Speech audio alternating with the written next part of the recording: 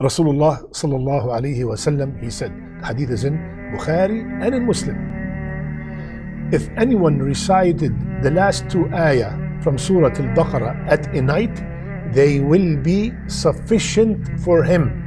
Kafata. It is sufficient for him. What does sufficient for him or for her means? Number one, some of the scholars, they said it is sufficient for him for performing qiyam.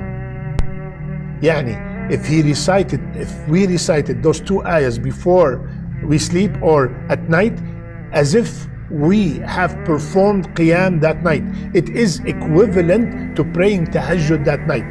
It is sufficient for me to pray qiyam. If I pray qiyam also, that is even bonus and extra. But it is sufficient for me. This is the first opinion, that it is sufficient for qiyamul layl. The second opinion, sufficient here, kafatah, means it is a protection from all evil. Protection from all evil all through the night. Third opinion, protection from all shar, from all calamities. From all calamities, from all problems that could possibly happen. Fourth, they said it is sufficient for him for reading Quran on that night. Yani, every single one of us, we're supposed to have a relationship with the Quran and read some portion every night.